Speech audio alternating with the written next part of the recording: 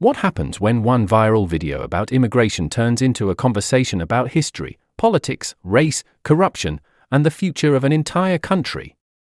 Well, that's exactly what happened after a white South African man shared his thoughts online about the migration issue in South Africa. His comment sparked a lot of debate, and whether people agree with him or not, the video raises some important questions worth talking about. But before we break it down, let's listen to what he had to say.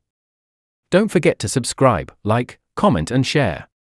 Now let's get back to the video. I think you should give this Umlungu a fair chance to say, seeing that we are not welcomed in any case in the country, because you are asking me, a lot of them are asking, why aren't the whites or the Boers or the Afrikaners participating with the Zulus, even though we walk a long history road with the Zulus in South Africa? Why don't we participate in running around and organizing, chasing the immigrants away out of South Africa? Firstly, we are not welcome to do that, because the last videos I have made, go back onto my videos, and some of it TikTok has deleted because one guy started to become a kolube, a pig towards me, when I spoke my mind. And when I speak my mind, I speak because I'm assisting. I'm not just blaming, I'm assisting. You think that the Umlungus never ruled South Africa for many years? Of course we have. You think we don't have experience in ruling South Africa for many years? And now that we give advice, that's also not good enough. So we are being seen like foreigners in your eyes. Although these foreigners that run from Africa to here to work for us, it's not true. It's a handful of them that works for Umlungus out there. The majority of them has got their own shops and they employ their own people to work here, not even our local people. And if they do employ our local people, they pay them a pittance. But you know what? You keep on blaming the Umlungu for the problem in South Africa. President Ramaphosa, after so many years, keeps on blaming the Umlungu for the problems that South Africa has. This is what we see permanently. How long would you like to blame the Umlungus forever? Your generation after you, after them, after them. Your generation grows up by seeing dilapidation. They see the roads in a mess. They see no street lights. They see crime all over the show. Is it now the Umlungus' fault that the police are so corrupt that they can't do their work? Is it the Umlungus' fault that the courts are not having proper laws to deal with this problem? Is it now the Umlungu's fault that President Ramaphosa will blame us and the EFF leader will blame us till doomsday?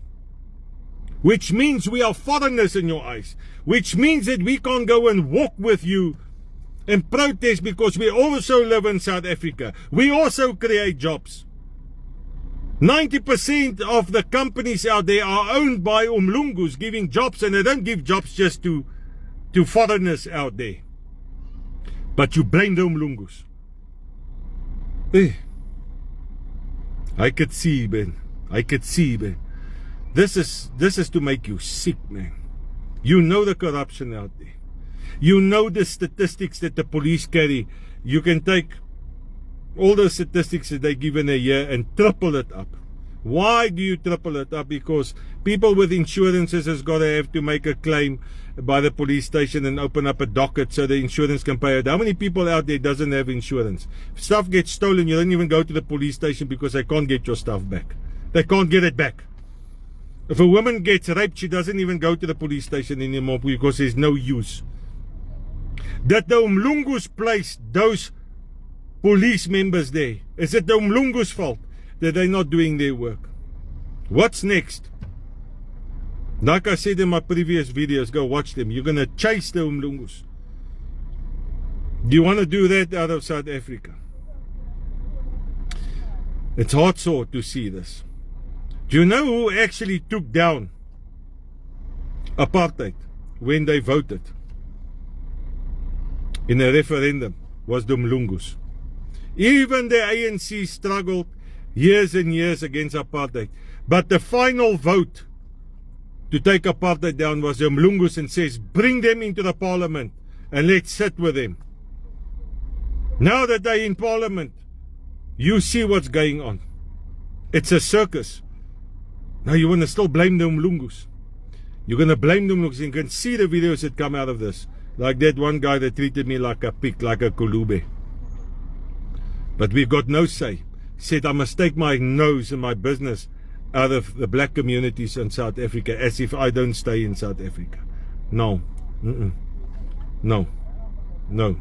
It doesn't work that way.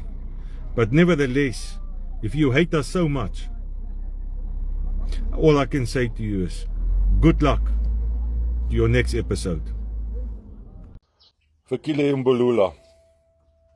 Watsiba King Baba.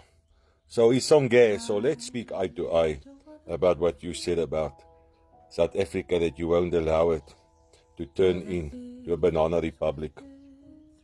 But what you don't know, or maybe you don't understand it, you guys turned it into a banana republic. It's your fault.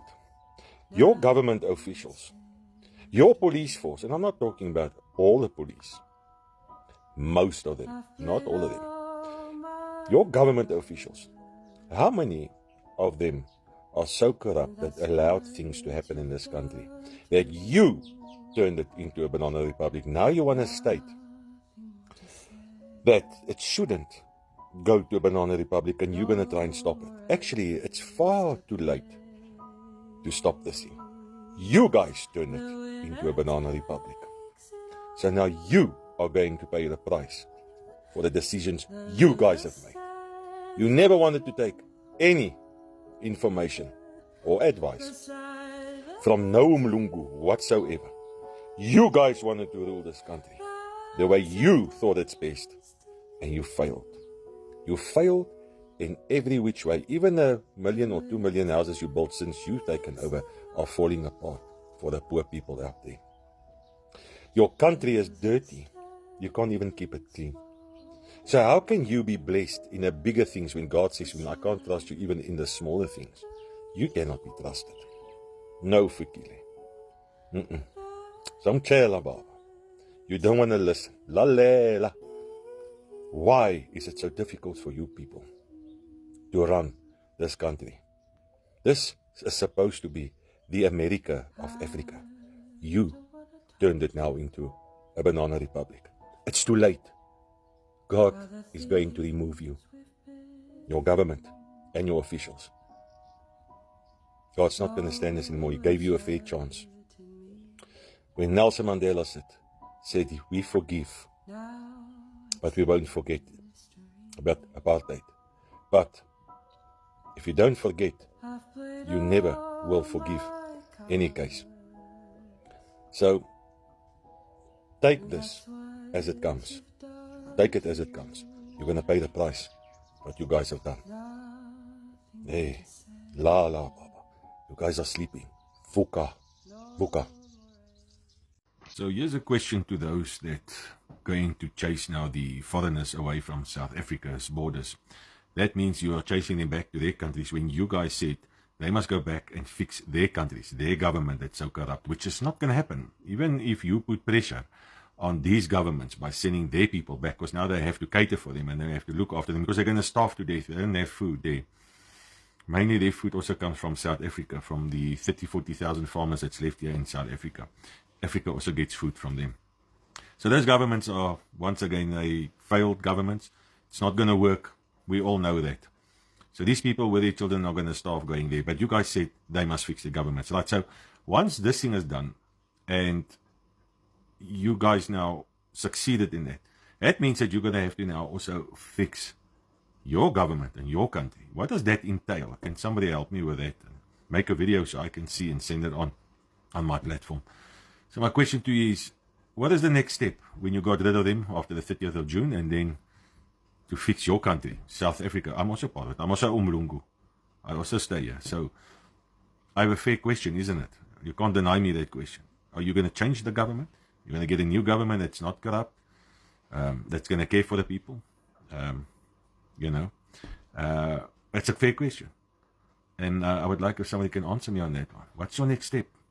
Because you need to fix this country too. In any case, if you're going to do it, good luck to you. Do you guys know why white people are so quiet about the issue of illegal immigration in South Africa?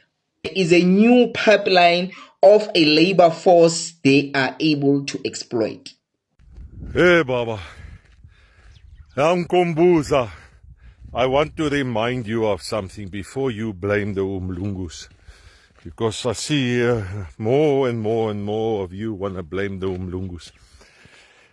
When there was apartheid in South Africa, the Umlungus established electrical fence up at the borders as to keep foreigners out of South Africa, because then we knew it would become a problem if they stream into the country. Then, when you guys took over, because I didn't vote for the government at that time, I didn't. The time you took over, your government took down those fences. They weren't maintained. The army didn't patrol there anymore. So, Nkumbula Baba, think about this. And then you have organizations in this country that promotes the borders to be open. In fact, political parties for that matter. And then when people do stream into South Africa, where must they work? Because the majority of people giving work is Umlungus. They've got factories, although factories are closing, there's no investment coming into South Africa, but they gave them work. So now I'm asking you this question. When they do come into the country and they work for the cheaper rate, don't you think when you go to Pick n Pay or Spar or whatever, you're going to see if you can find cheaper? Maybe you find it expensive at Spar, you'll rather go to Pick n Pay because the same thing there is cheaper. It's common knowledge that any person that can get somebody working for him a little bit cheaper, which I don't say it's right, don't get me wrong, but people will do that. Don't just blame the Umlungus for your problem, because that's the next step you want to do. You want to get rid of the Umlungus. That's why you're making this video, but you need education, Baba. Don't tell, Baba. Come on. Think about this. So you Zulus think, Mamela, Baba, Mamela, you think you're going to chase the immigrants away. I tell you something, you're going to struggle to do that. You'll never get rid of them. Because before you even entered into Johannesburg, the message was already there that your guys are coming. They were hidden away so far away. They just moved to the next little town and they come back as soon as you leave. And by the way, some of our South African police services, or a big number of them, probably 80% of them, are so corrupt.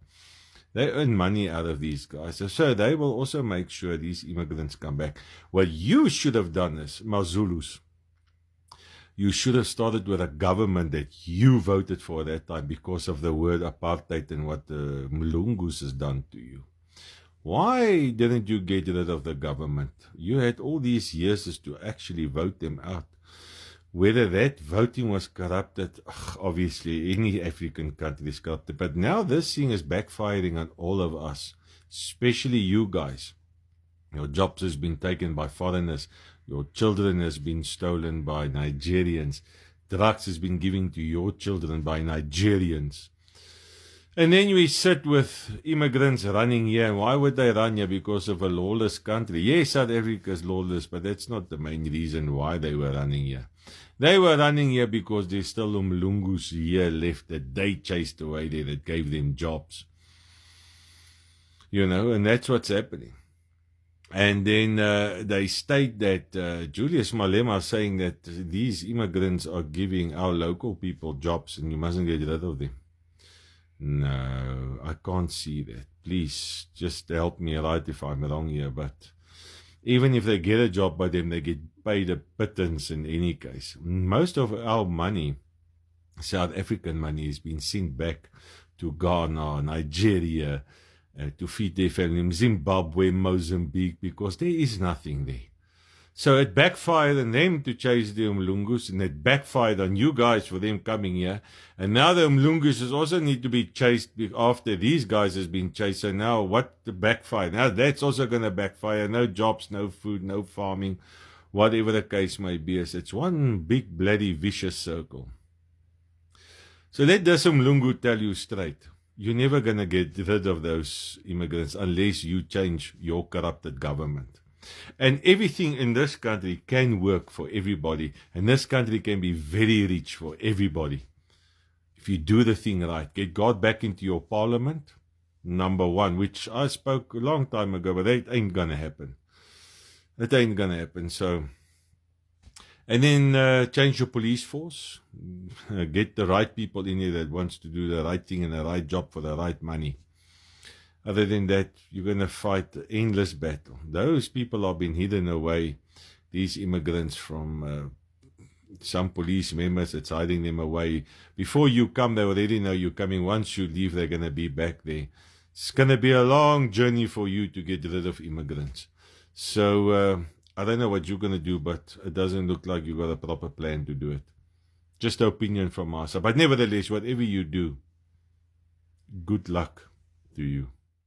Now, before we dive in, this video is not about attacking anyone or promoting any political side.